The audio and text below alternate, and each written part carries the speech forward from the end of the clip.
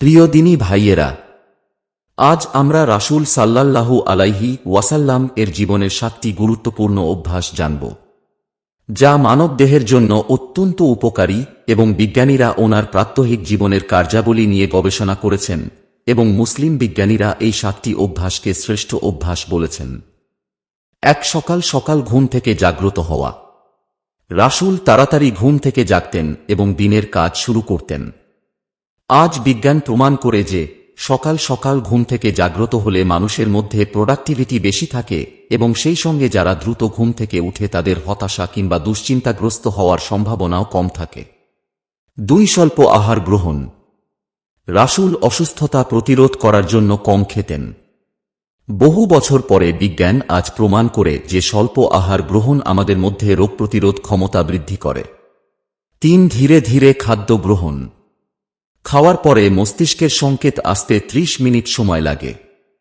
তাই অনেক সময় দেখা যায় ভরপেট খাবার 30 মিনিট পর মানুষের কাছে অস্বস্তি বোধ হয়, কারণ সে খুব বেশি খেয়ে ফেলেছে। তাই পেট খালি থাকতেই খাওয়া বন্ধ করা উচিত। দেখবেন 30 মিনিট পরে আপনার মনে হবে আপনার পেট পূর্ণ হয়ে গেছে।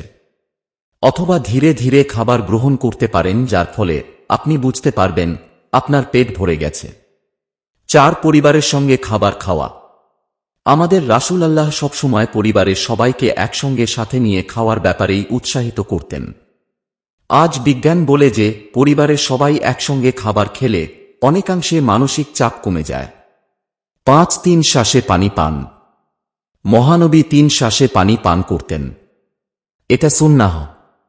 আজ বিজ্ঞানীরা দাবি করে যে একসঙ্গে পানি পান করলে আমাদের ব্লাডের ইলেকট্রোলাইটগুলো ইনক্রিজ হয়ে যায়, অর্থাৎ বেড়ে যায়।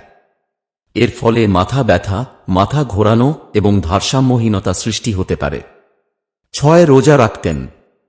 রাসূল সাল্লাল্লাহু আলাইহি ওয়াসাল্লাম মুসলমানদেরকে রমজান মাসে রোজা রাখতে বলেছে এবং তিনিও নিয়মিত রোজা রাখতেন।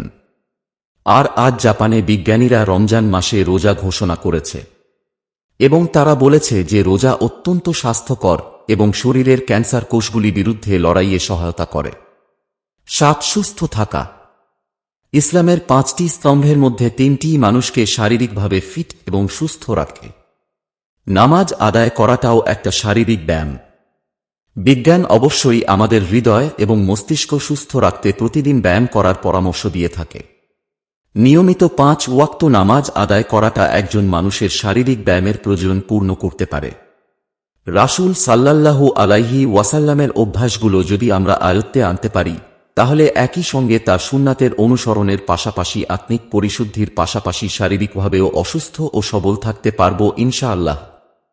আল্লাহ তাআলা আমাদের সবাইকে তৌফিক দান করুন যেন আমরা রাসূলের বর্ণিত এই 7টি বিধান অন্তত বিশেষ গুরুত্বের সাথে পালন করতে পারি এবং দুনিয়া ও আখিরাতের কল্যাণ হাসিল করতে পারি।